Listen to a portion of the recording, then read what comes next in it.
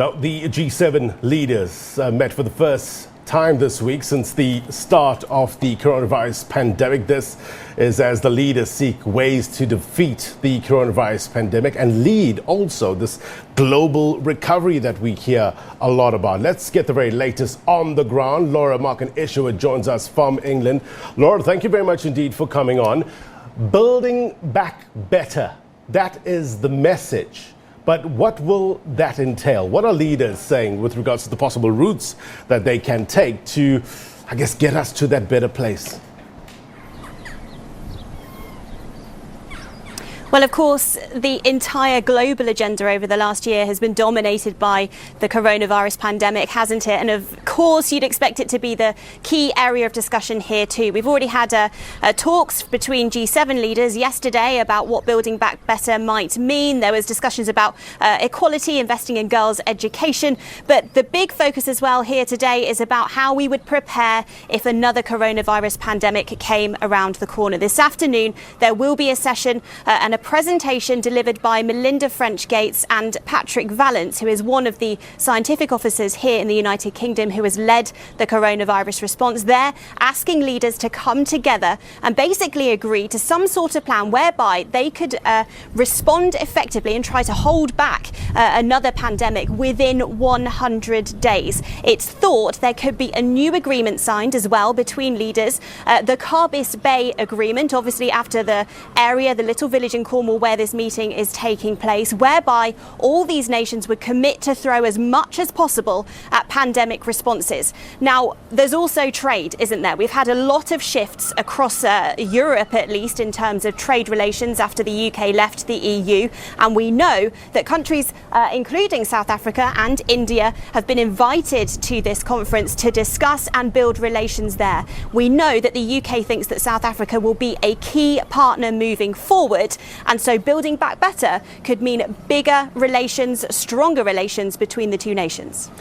Laura, we saw the British royals meeting the G7 leaders at Eden Project yesterday. The Queen, interesting fact, has now met 13 sitting US presidents since Harry Truman, except, according to a report, Lyndon B. Johnson. So that's some interesting facts that are coming from that part of the world. The high ranks of the royalty being deployed, what role do they play?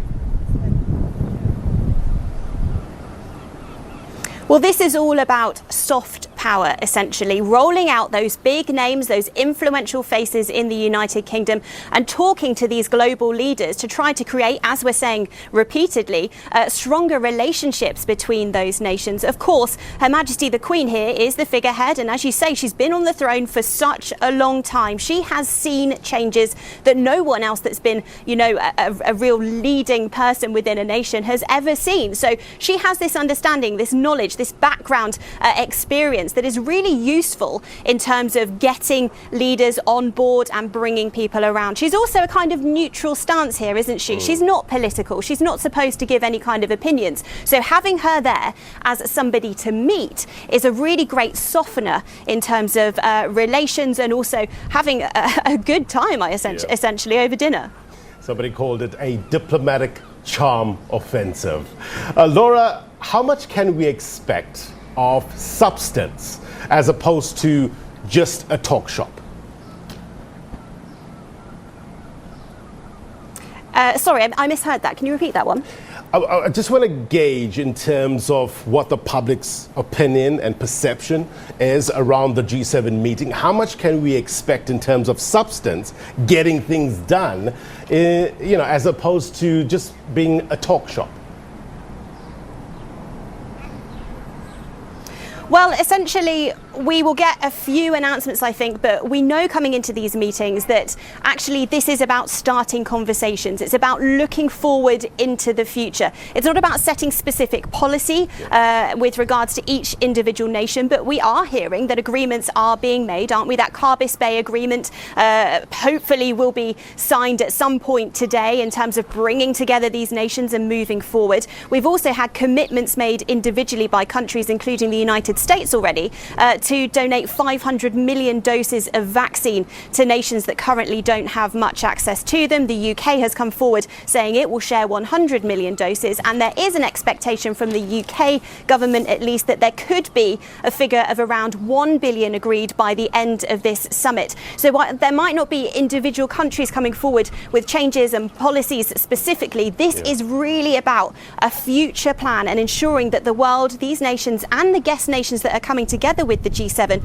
are all on board and working towards the same goal. Yeah, no doubt. Vaccine equality high on the agenda for these G7 leaders. I would just want to get a sense. Look, I understand that access to these G7 leaders and others will be strictly controlled. But this time around, Donald Trump out, Joe Biden in.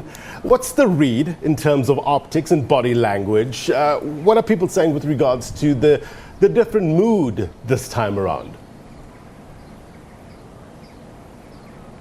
It feels a little bit more jovial. Obviously, whenever Donald Trump was coming to these kinds of meetings before, both the G7 and NATO, everyone was always on their toes. They didn't know what he was going to do, what he was going to demand, whether he would even turn up for meetings or press conferences that had previously been arranged. Here, though, things seem a little calmer. We've seen Boris Johnson and US President Joe Biden bumping elbows. You know, there's lots of smiles, all these photo calls on the beach, which, you know, look great and really do show off England and Cornwall, this region, in the way that the United Kingdom wanted to. But it does seem, at least for now, a lot smoother. Obviously, we've had those vaccine pledges, both the US and the UK offering that up. And I think there's been a real commitment from the United States, at least verbally, to try and bring together Western nations under the NATO alliance to become stronger allies in order to take on what they deem are threats from other nations, including China and Russia. You are in such a beautiful part of the world. It kind of reminds me of certain parts of KwaZulu-Natal here in South Africa. Thank you very much indeed for your reporting. No doubt we'll touch base with you a little later on. Laura Makin-Isherwood, live for us there. Thank you.